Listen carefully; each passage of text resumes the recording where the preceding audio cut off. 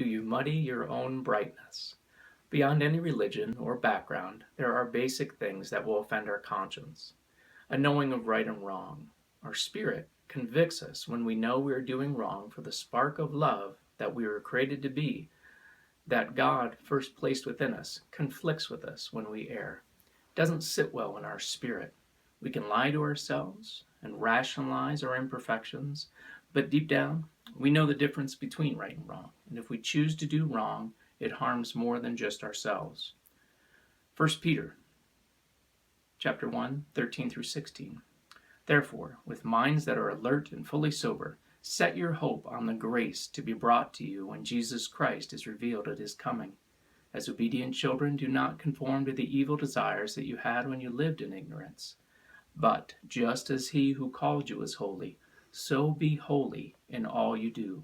For it is written, be holy as I am holy. And again in Proverbs chapter 20, verse 27. The human spirit is the lamp of the Lord that sheds light on one's inmost being. God is looking for us to be brighter, to not be tarnished, so that we may shine for him. God looks for us to make choices out of divine love, trusting more in God than we do in our own imperfect ways. It's not about trusting in these imperfect hearts, but seeking out the divine heart of God that we may be pleasing to him. Each choice we make out of divine love strengthens our armor and helps us to hear God more clearly.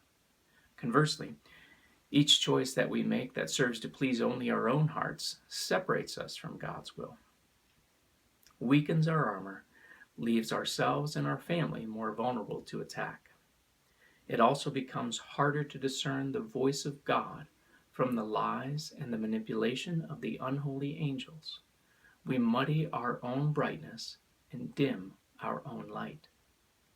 So let us instead focus on the things of love, things that build us up and not tear us down, things which help us and not harm us, things that serve as an example of love in action.